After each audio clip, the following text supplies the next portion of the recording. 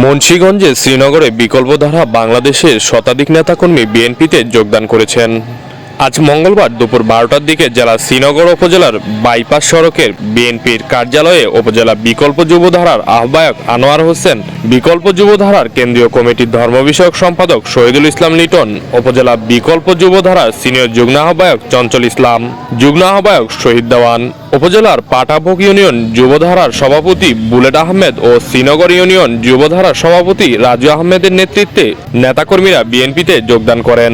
এ সময় তাদের বরণ করে নেন মুন্সিগঞ্জ 1 আসনের বিএনপির প্রার্থী শেখ মোহাম্মদ আবদুল্লাহ।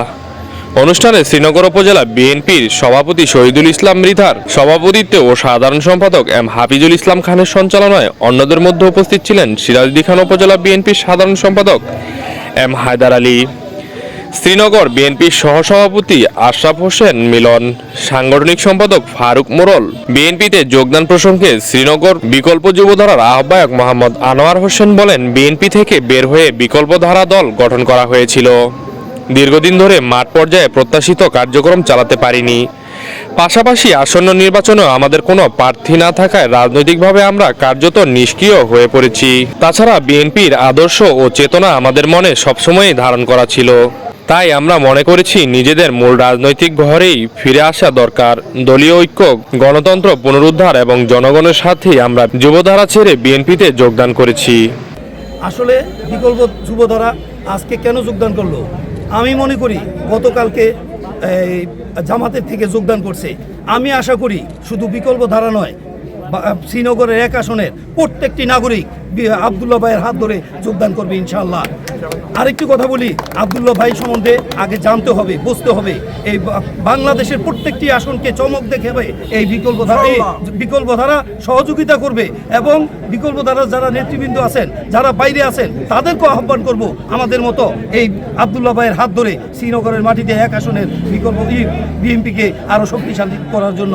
আর আবদুল্লাহ ভাই সম্বন্ধে বলতে হয়, এখানে সে হেমিলিয়নের বাসিওয়ালার মতো এই জন্য বললাম, তার পিছন পিছন দেখবেন একদিন এই শ্রীনগরের একদিন মানে সুফল বয়ে আনবে।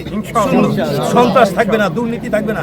আমি নেতৃত্ব চাই। কার নেতৃত্ব চাই? যে কর্মী বান্ধব। আবদুল্লাহ ভাইয়ের মধ্যে সেই কর্মী বান্ধবের দৃষ্টতা আছে। আমি একদিন তার সাথে ঘুরে বুঝে ফেলেছি সে কর্মী বান্ধব। এই জনগণের জন্য সে মাটি এবং মানুষের নেতা, সে আরিয়াল বিলের নেতা, সে বিলের মানুষকে বোঝার চেষ্টা করে। কালকে আমি টেক্কা মার্কেট আমার এলাকার বাড়িতে গেছি, কিছু লোকজন নিয়ে পড়ছি আমি, সেখানে বলে যে সেই একমাত্র বুঝবে এই মাটি এবং মানুষের নেতা, সে বুঝবে বিলের মানুষকে। যদি তুমি মনে কিছু না করো, আবদুল্লাহ ভাইকে দাওয়াত করো, টেক্কা মার্কেটে অন্তত একবার আনো, দেখো আমরা কি দেখাই থাকি ইনশাআল্লাহ। আমি আশা করি আরেকটি শুভদিন বিকল্প ধারা থেকে আনোয়ার এবং লিটনের নেতৃত্বে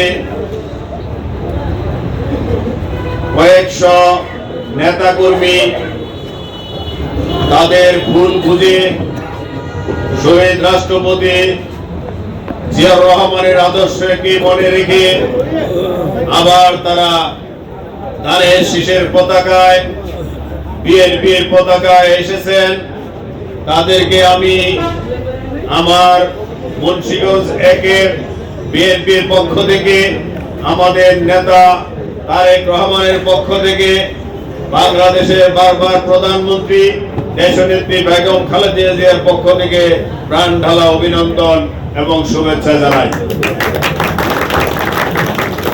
আমি মনে করি আজকে আনোয়ার এবং লিটন, এদের সাথে আরো যারা আসছেন, আপনারা সঠিক সিদ্ধান্ত নিয়েছেন। আপনারা জানেন বিএনপি একটি গণতন্ত্রের দল, বিএনপি একটি জনগণের দল। বিএনপি কখনোই দেশের নিজের জন্য রাজনীতি করে না, বিএনপি রাজনীতি করে প্রতিটি ঘরে ঘরে ধানের শীষের ভোট চাবেন এবং জনগণের ম্যান্ডেট নিয়ে আগামীতে ইনশাআল্লাহ আমরা বিপুল ভোটের মাধ্যমে ধানের শীষের প্রতীককে জয়যুক্ত করাতে পারবো। আমাদের আরেক ভাই হাদি অসুস্থ অবস্থায় সিঙ্গাপুরে আছেন, তার জন্য আমরা প্রাণ খুলে দোয়া করব এবং আমাদের প্রাণপ্রিয় নেত্রী দেশনেত্রী বেগম খালেদা জিয়া মৃত্যু সজ্জায় এবার কেয়ার হসপিটালে আছে, তার জন্য আমরা প্রাণ খুলে দোয়া করব এবং আমাদের নেতা তারেক রহমান বাংলাদেশে আসবে, তার জন্য আমরা দোয়া করব সে যেন সুস্থ শরীরে আমাদের মাঝে আসতে পারেন এবং আগামী নির্বাচনে আমাদের সাথে কাঁধে কাঁধ মিলিয়ে এই দেশের জন্য কাজ করতে পারেন।